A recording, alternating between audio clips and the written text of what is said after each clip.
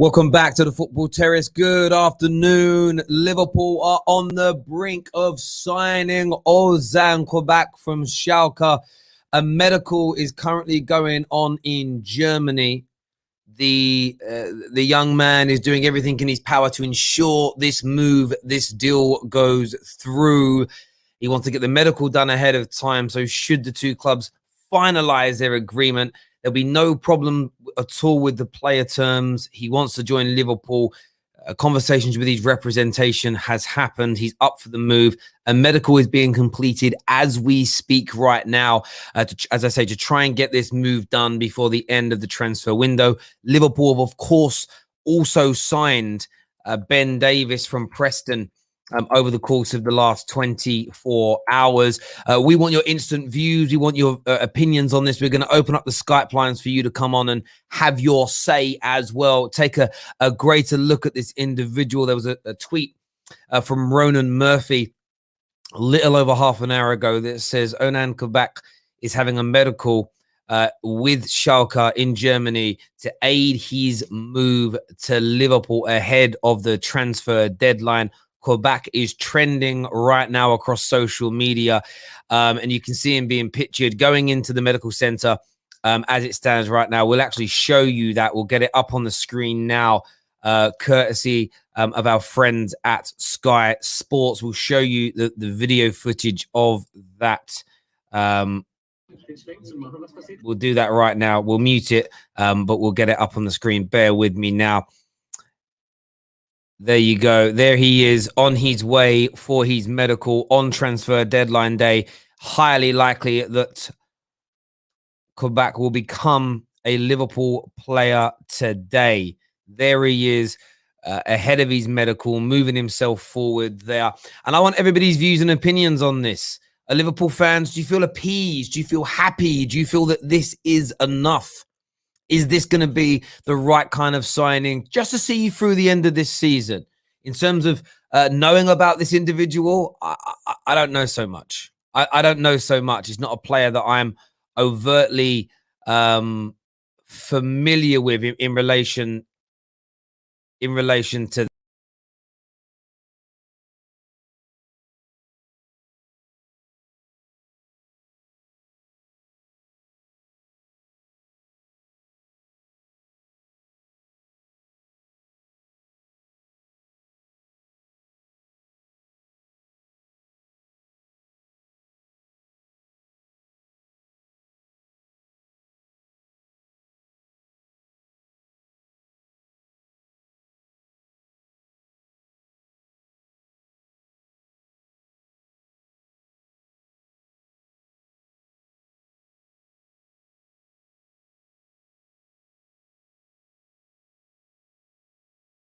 Sorry about that. I'm not too sure what happened. The window just shut down, and I clicked close on the wrong window and threw myself out of my own stream. Apologies, people. Do me a big favor and smash that like button. But yes, as I say, Ozan Kabak is on his way to becoming a Liverpool player. We're going to open up the lines for you to have your say in a few moments as well. Some interesting statistics here that we're going to go. Actually, that's all in German. I'm not going to show that. Someone sent me a link with all these stats on, and it's all in German. So I'm like, I don't know what that says, bro. I literally do not know what that says. But as we say, he's out there now. He's having his medical. We've got some more footage of that as well, actually, which we'll get up on the screen for you now as well. But I want your views and I want your opinions as ever on this. And this time I won't shut down my own stream. There you can see it. That's him arriving now, just in, going for that medical. Comment here says, yes, finally, we've got a player. Finally, we've got a player. That is from Jordan. There we go. And look, I think he'll be a good signing, won't he? I think he'll do the job that's needed. I think he'll do the job that is required for Liverpool at this moment in time. There's no doubt about it whatsoever. Terry, pay your electric bill. It wasn't that. I shut down the wrong window. That's all I did. That is all I did. Someone here says Ozan, not Kabak. Is that it? I mean, just is his name. Does he prefer to be called Ozan, not Kabak, or what? Okay, I don't know.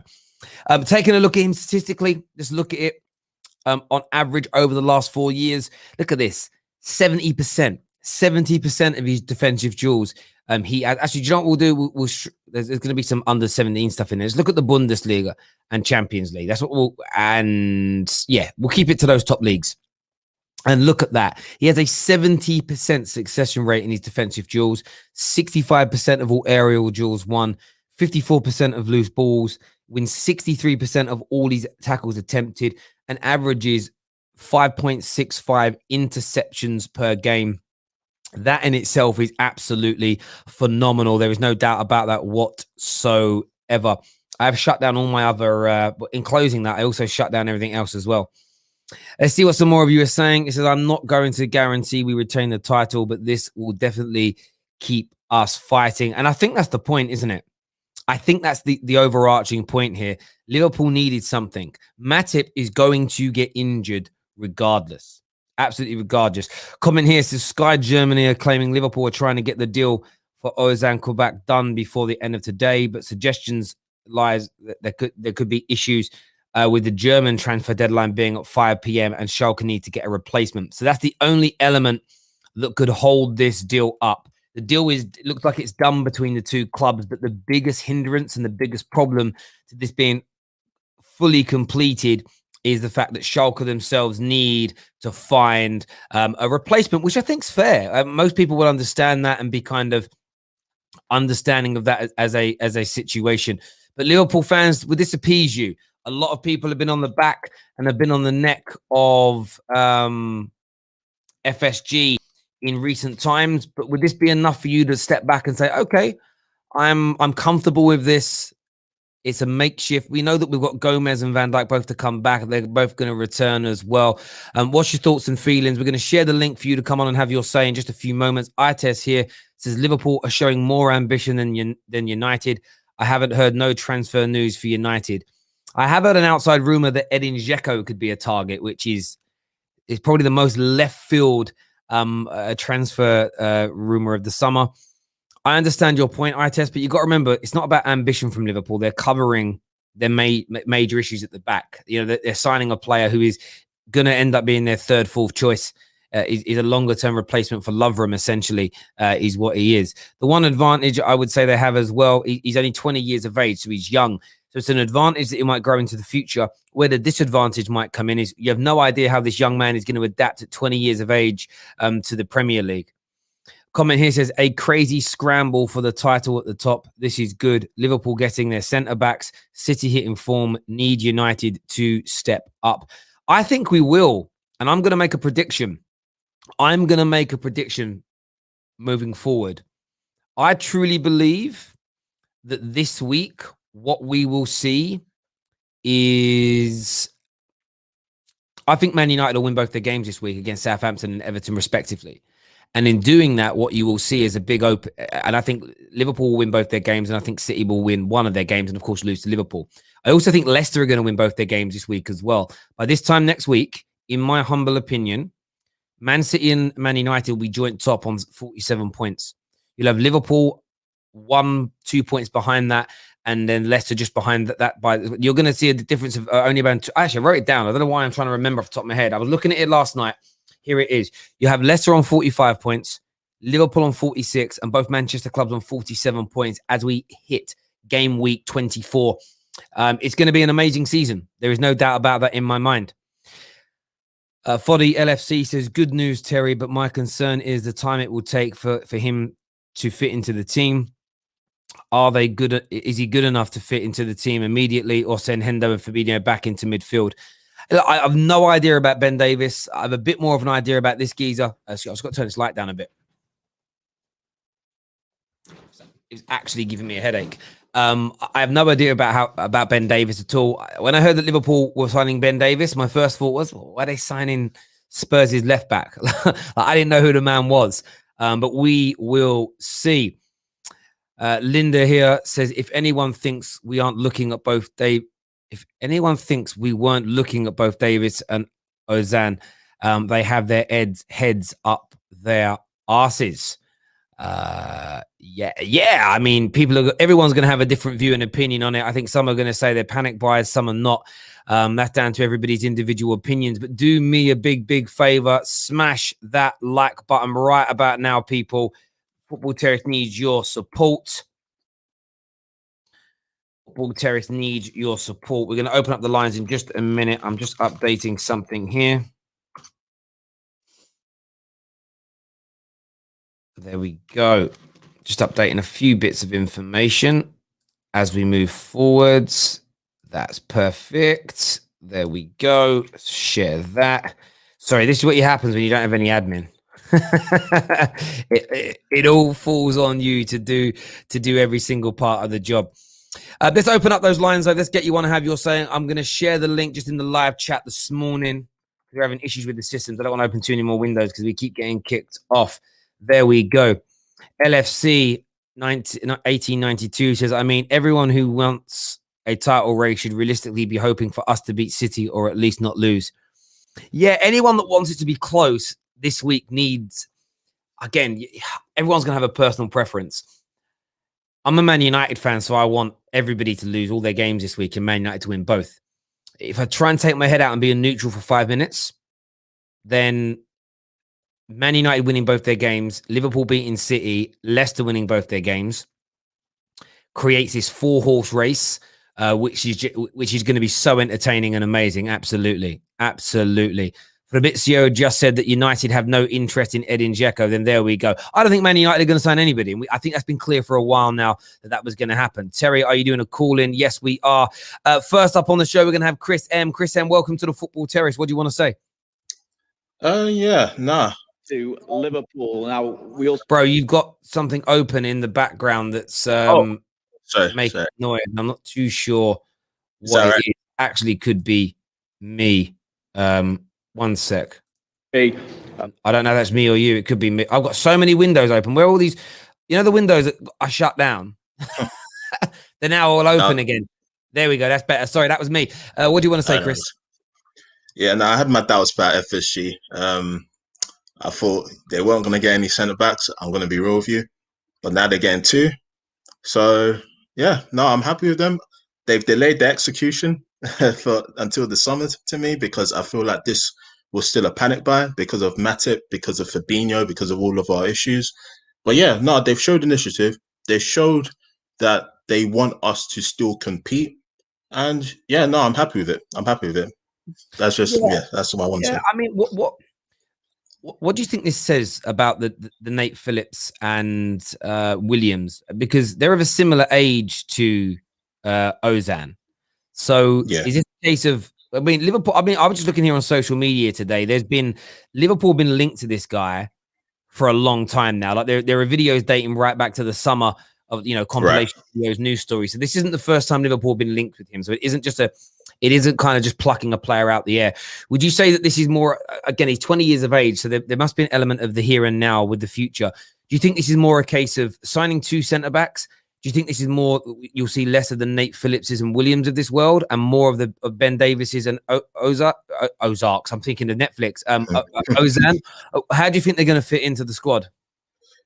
I feel like we're still going to use them. I feel like their roles this season have been very important to us. Klopp knows how good they are, how useful they're going to be. So if Klopp says he needs 2 centre backs, I'm sure he's going to fit in a Nat Phillips or Reece Williams in some shape or form because games are coming thick and fast. And Kabak and Ben Davies, you don't know how they're going to adapt to the Premier League.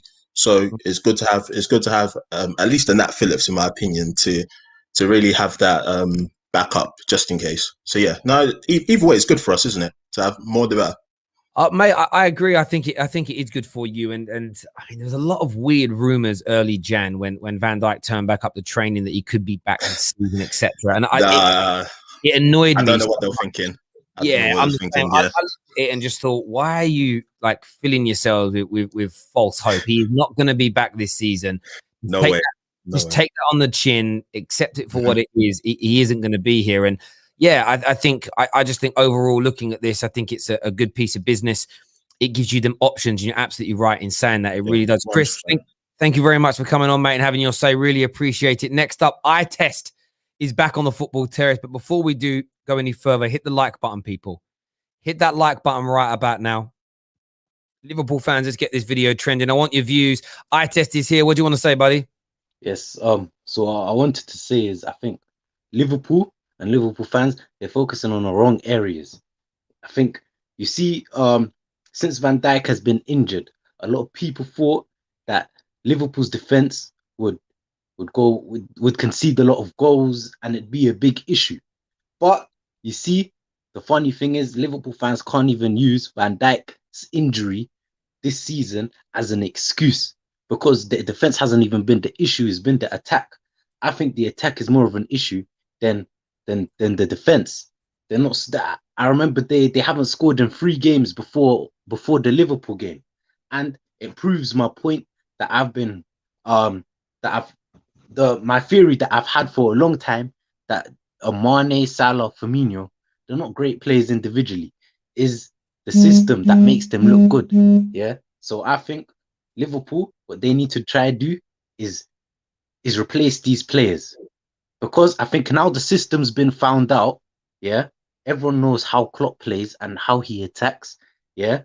It's down to the individuals to create a piece of magic to score goals, but they can't do that because the system's been found out. Salah isn't as individually great as a lot of people think. Mane isn't, Firmino isn't. If you had someone like Hazard in that team, he would create something individually brilliant. Mo Salah is better than Eden Hazard. He has a better Premier League goal scoring and creativity record. He scored in 80% of the games that he's played in for Liverpool. He's currently on 23 goals this season. Absolutely phenomenal. They have individual brilliance. The one thing you're right on is that Liverpool's conversion rate has dropped this year. They have the same amount of positional attacks per game, resulting in shots. The same level of counter attacks, resulting in shots. The same amount of shots and big chances created per game as they did last year in the Premier League. They're not actually leaking more opportunities against themselves than they were last year. The biggest fundamental difference is they have lost a little bit of potency up front. There's no doubt about that. But you can't really address that in January. They're going to get Jota back very soon. If Jota was still here, I don't think you'd have seen Liverpool drop off. I think the Jota injuries actually damaged Liverpool more than the centre-backs. However, they need to get their midfield back. The reason Liverpool need to get these midfield defenders in is because they're losing Fabinho and they're losing Jordan Henderson in midfield. And whether you rate those players individually or not, they're not as good centrally as they have been before. And that's where Liverpool, for me, have been a powerhouse for 3 years. It's been those midfield battles. And I'm a United fan, and I have to say it honestly. I understand some of what you're saying, but talking about there's no moments of brilliance, you've got Mo Salah, who is one of the best wide or inside forwards that the Premier League has ever had. And yes, in my opinion, is better than Eden Hazard. Delivers more. He's more consistent. He's won a Champions League. He's won a Premier League. Could go back-to-back. You know, if he leads Liverpool to back-to-back Premier League titles, he destroys anything that Eden Hazard's achieved in the Premier League. And by the way, I think Eden Hazard's great, but you've got to drop this stupid agenda, bruv. You've got to stop this stupid agenda against Mohamed Salah. No, I think he's just in a better system. He's in a system where he doesn't need to do as much. You see Hazard for Chelsea, he was one of the main men in the attack. He would drop deep, collect the ball, and make things happen. He would dribble past players, and make things happen. You'd see him in a halfway line, collecting the ball, trying to make things happen. But Mo Salah, he's in a system. Everyone has their roles. He's in his area. Yeah, he doesn't need to drop to the halfway line, collect the ball, and try and make things happen. You're full of nonsense. So for me, you're full of nonsense, right? So about systems. Everyone keeps talking about how important systems are. And of course, the better the manager, the better the training, the better the coaching, the better the tactics, arguably the better you do. But top players perform regardless. Let me ask you this question, bro. Like, this is an honest question. Do you think Steve Bruce's system is brilliant? Do you think Steve Bruce has an amazing system, an amazing style, and amazing patterns of play? To be honest, I don't watch Newcastle that much. Okay. Do you think it's highly likely that do you think Steve Bruce has as good phases and as good plays as Pep Guardiola, as an example? Does he? No. Then how come Callum Wilson has outscored every single Man City player this season? How comes Callum Wilson Okay, how come Zaha in worse teams with lesser managers, with systems and patterns of play that are not as good, have scored 10 and 9 goals respectively in the Premier League this year?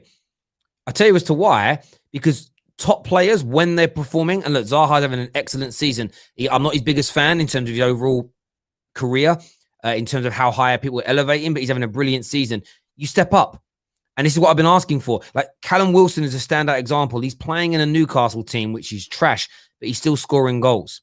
Mo Salah scores the level of goals that he scores. One, because the team he plays in is good, but he also has to deliver.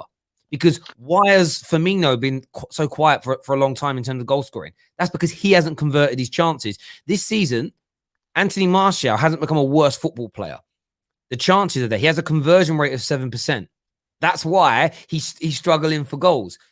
Mo Salah's conversion rate has remained very high for over 4 years. He's brilliant. It's not just the system. The system plays a part. But what you tend to do, like a lot of people, is when someone's doing really well, you say, oh, well, it's because his system allows it to be the case.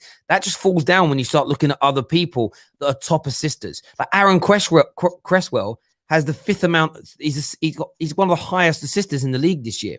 You're telling me that the West Ham system is up there with Man City's? He has more assists than any other fullback in the league. You're telling me the system at West Ham is better than Liverpool's? Better than City? The thing is, no, you're looking. It means this season, Aaron Cresswell, generally, his crossing has been better than other people. And then at the same time, the strikers he's crossed into, or the midfielders in West Ham's case, have finished the chances. It isn't just the system, it's both things together. And what I find people like you do is at 1 minute, it's like systems are the most important thing. And then when it comes to other people, like Eden Hazard, it's like, no, it's about the individual brilliance. You're a hypocrite, mate. Okay, the thing is, you're looking at performances in terms of goals and assists, yeah? But you see what you're not seeing.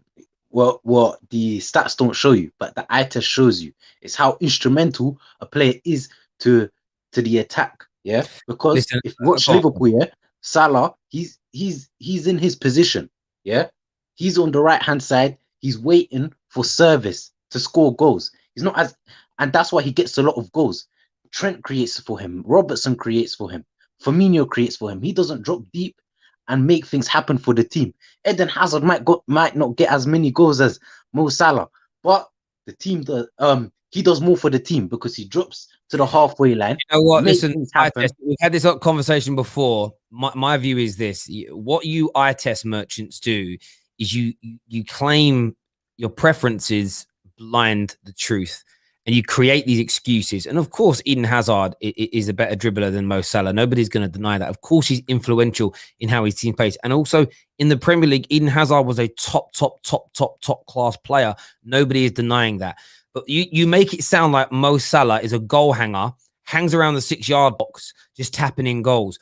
Both his goals yesterday, ooh, class. The first goal, to beat a man or two in the box and then curl it past the whole defense and into the top corner, that's an individual goal, right? First and foremost, to get his team an important lead. The second goal, a great counter-attack, a wonderful ball from Shaqiri.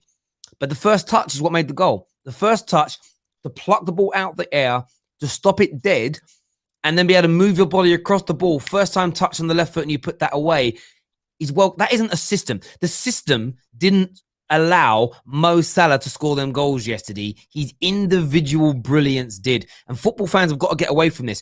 Newcastle's system isn't why Callum Wilson has scored 10 goals. It's because Callum Wilson is a good goal scorer. You know, the systems give you a platform. It's then about you elevating yourself. Otherwise, you wouldn't need to sign top players. I heard someone the other day, again, people go too far. Some people go too far with systems. Some people go too far with individual brilliance. There's a balance. You need both of them. No team works without the other. If it was all about systems, Pep Guardiola wouldn't have needed to have spent £900 million in 5 years on players. If it wasn't about players, Liverpool would have kept Karius. They would have continued to play Nathaniel Klein at right back. They wouldn't have signed Mo Salah. They wouldn't have signed Mane. They wouldn't have signed Thiago. They wouldn't have signed Robertson. They'd have kept Moreno at the back. But no, you needed better players to deliver the system. And this is the problem I have. You get some people out there that think everything's about individual brilliance. And then you get people like yourselves that think it's all about systems and systems carry people. It's both. Football is about both. There is no black or white in this. There is only grey. And a good system, a quality system with quality players will tend to make you the best team in the league. A brilliant system with average players will make you a good team.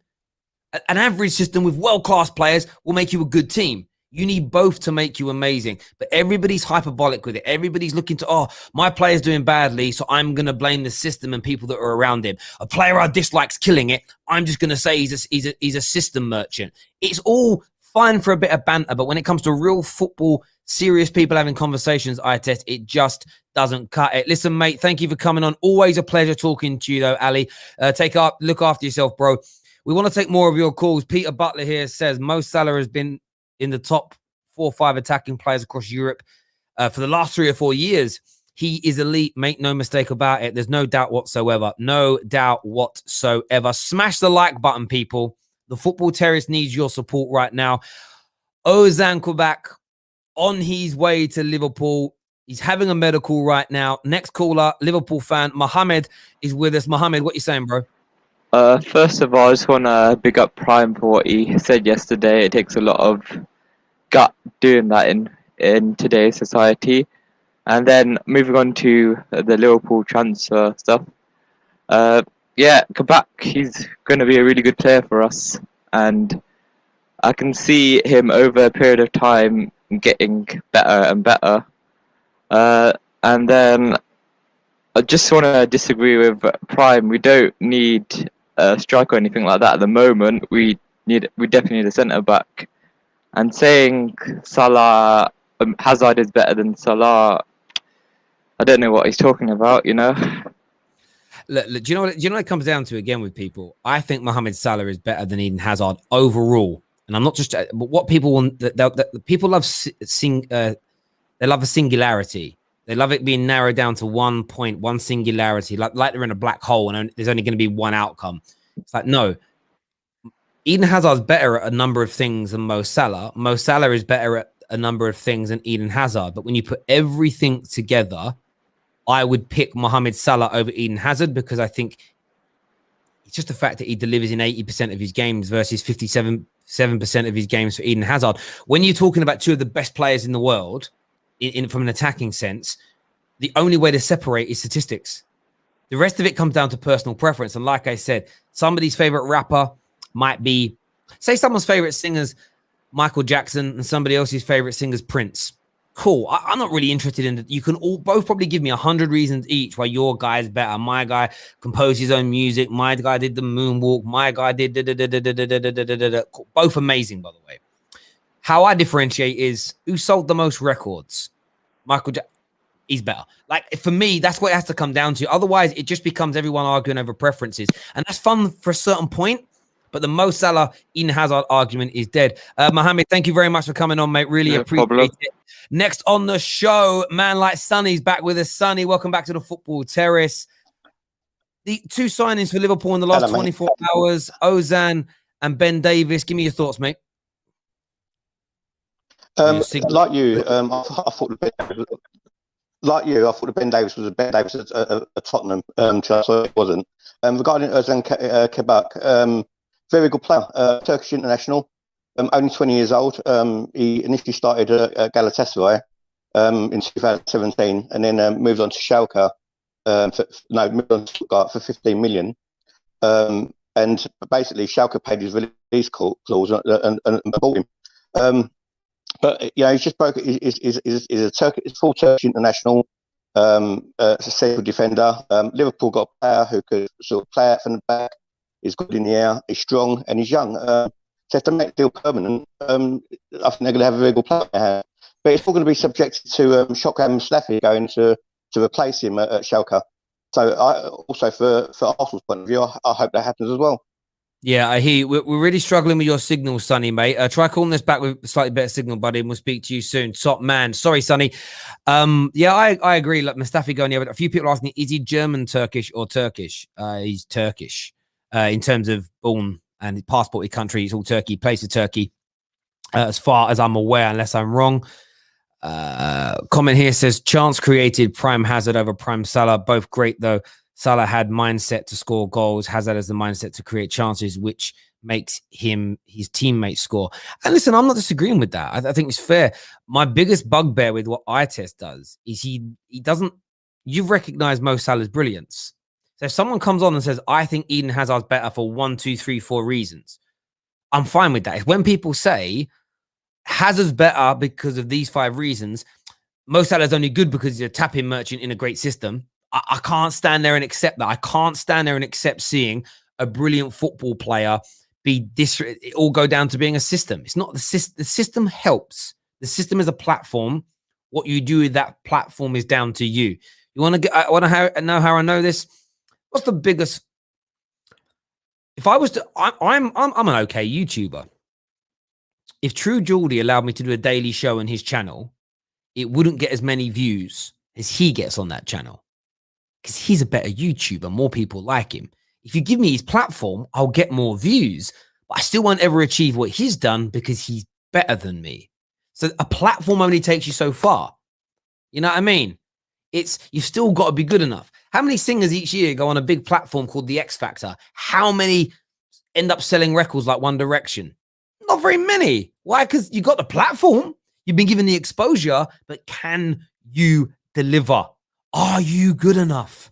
If it was all about the systems, you wouldn't need KDBs, you wouldn't need Brunos, you wouldn't need Mohamed Salahs. You could just do it with your academy players and it would all be the same. It's a load of old tosh. Anyone who overplays systems or overplays individual brilliance is a fool. It's about a happy medium. And when your only problem, like Liverpool's this year, has been the conversion rate of your attackers, the system's fine to a degree. Because if Liverpool have been finishing their chances to the same percentages of the last 3 or 4 years, even their defense that gets exposed a bit more wouldn't matter. Equally, people are more inclined to attack Liverpool when they're not scoring the goals because they feel more confident. It becomes a knock-on effect. It really does. Next up on the show is going to be the crazy Irishman. Welcome back to the Football Terrace. What do you want to say, bro? How are you, Terry? Thanks for having me.